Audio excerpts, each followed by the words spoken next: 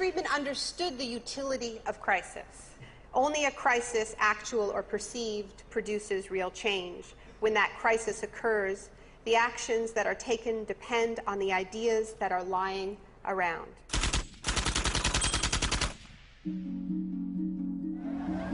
It was in Chile that Friedman's disciples first learned how to exploit a large-scale shock or crisis. Usually the official storytellers of neoliberalism, the official publicists, don't even mention Chile. They start the story with Thatcher and Reagan because it's much more flattering that way. In the 50s and 60s, Chile's progressive developmental policies were a beacon in the region. The government invested in health, education and industry. American corporations were worried their investments would suffer. In response, the US State Department began sponsoring students from Chile and the rest of South America to study free market economics with Milton Friedman. The University of Chicago had a joint arrangement with the Catholic University of Chile, under which a great many Chilean students came to the University of Chicago, were trained by us and received PhDs. These students went back and taught in Chile. The Catholic University Economics Department in Santiago became a little Chicago school. Arnold Harberger, the economist in charge of the program, described himself as a seriously dedicated missionary. In 1970, Salvador Allende's Popular Unity government won the election on a platform of nationalization of large sectors of the economy. Chile's phone company was majority-owned by the US corporation ITT. It spearheaded attempts to stop Allende becoming president. It had the support of Richard Nixon in the White House. I was not there, but I can tell you what we now know to be a fact. He ordered the CIA to prevent Allende from assuming the presidency. And indeed, they tried to get me to lean on the Chilean military right after Allende was elected. Despite the efforts of the CIA, Allende was sworn in as president.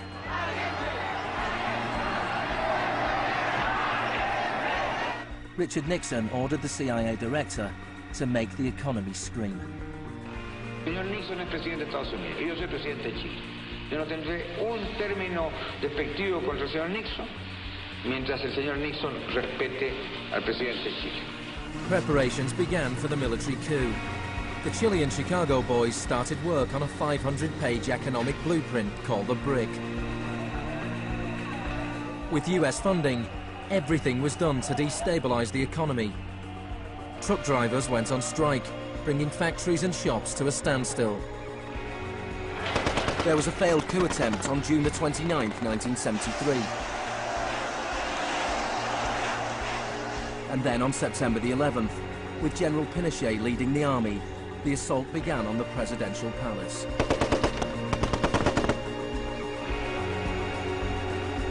Chile had enjoyed 41 years of uninterrupted, peaceful democratic rule. Now it was being violently overthrown. Pinochet and his supporters described the coup as a war. It was certainly designed to look like one. It was a Chilean precursor to shock and awe.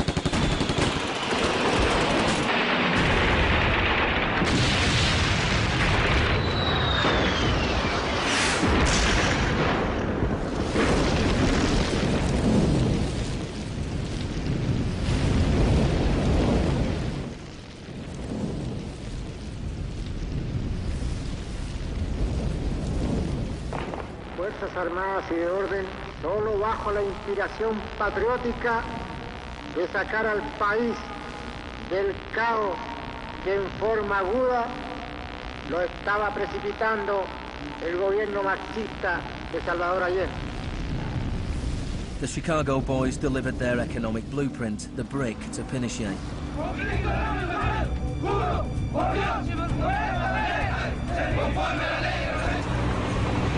In the days that followed, more than 13,000 opponents were arrested and imprisoned.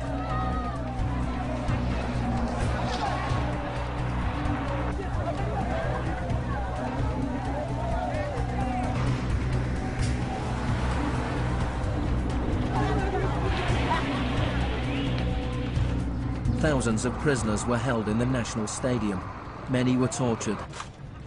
Chile became notorious around the world. ¿Cuántas personas?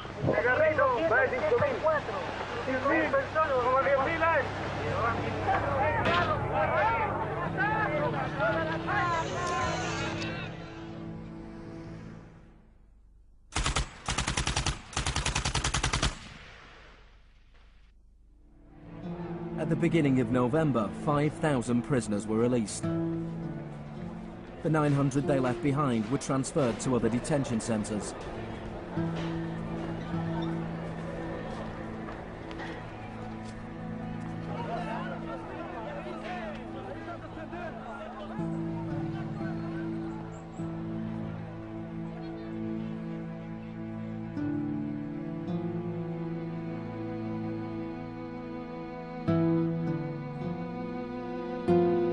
Less than a month later, FIFA allowed Chile to play a World Cup qualifier in the very same stadium.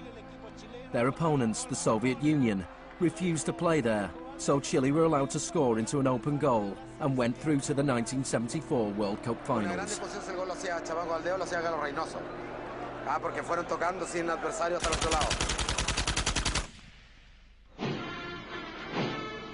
With the population in shock, Pinochet imposed the policies recommended by the Chicago boys. Removal of price controls, the sale of state companies, the removal of import barriers and cuts to government expenditure. Friedman later openly acknowledged the importance of the Chilean experiment. Here was the first case in which you had a movement toward communism, which was replaced by a movement toward free markets. It didn't work. A year later, inflation was 375% per year, the highest in the world.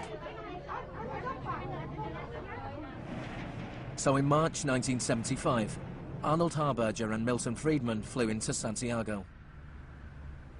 He used a phrase that had never before been used in a real-world economic crisis. He called for shock treatment.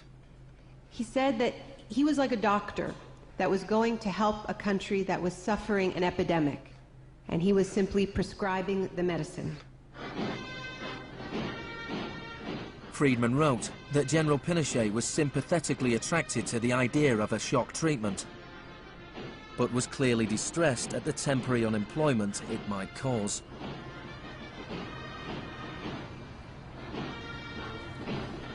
It rapidly became clear that Friedman's economic policies benefited the wealthy at the expense of the poor. It was calculated that a family trying to live on the average wage had to spend 74% of its income on bread. Items such as bus fares or milk became luxuries, and Pinochet got rid of free milk in school, a move that echoed the controversial policy of the young education minister in Britain, who would later become his friend.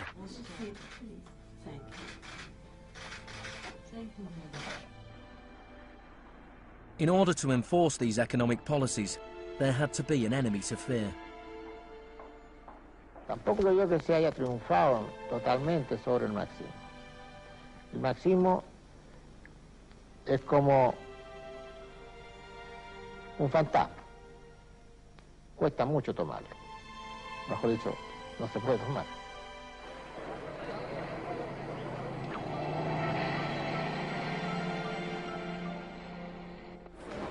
Friedman and Harberger argued that free market economics went hand in hand with freedom and democracy. But in Chile, where their ideas were being implemented within the context of a military dictatorship, the opposite was true.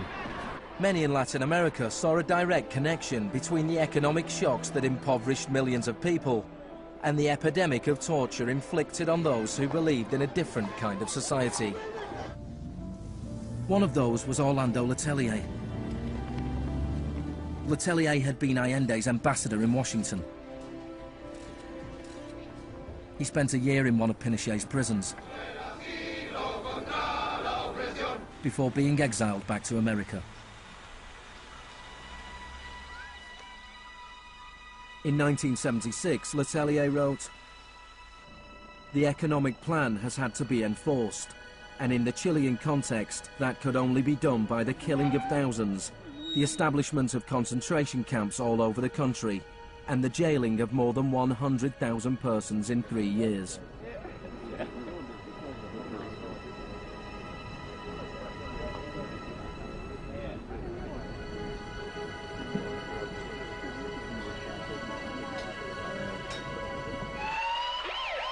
Less than a month later, Letelier was killed by a car bomb. Good evening. A powerful bomb today tore through a car as it was driving along Washington's usually quiet Embassy Row. The Chilean was Orlando Letelier, who also had been foreign minister during the last months of the late Salvador Allende's Marxist regime. Richard Roth reports. Michael Townley, a member of Pinochet's secret police, was behind the bombing. He'd entered the US on a false passport with the knowledge of the CIA. Michael, buenas noches. Buenas noches, Pablo. La opinión del Poder Judicial chileno, ¿hay confianza en él? Mire, yo confío plenamente en la justicia chilena, como patriota y luchador antimarxista y juntista por sobre todas las cosas. Despite his confidence, Townley was extradited to the US and convicted of Letelier's murder. Pinochet ruled Chile as a military dictator for 17 years, but in a frank interview, Harberger remained in denial. You cannot have a repressive government for long within a genuinely free economic system. In the same year as Orlando Letelier's murder, Milton Friedman was awarded the Nobel Prize for Economics. You people have such a distorted idea of what went on. Let me tell you some facts. Number one, I was offered 2 honorary degrees by universities in Chile before I went down. I refused to take them because those universities were being supported in part by public funds, and I did not want to appear in any way to provide any support to the political system in Chile. I'm not a representative of Chile. I'm not an advisor to Chile. I have no commitments to the government of Chile.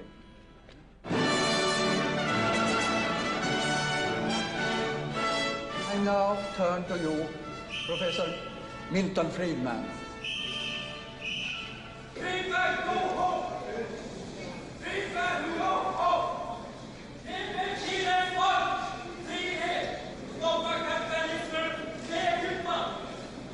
I am very sorry for this incident. It could have been worse.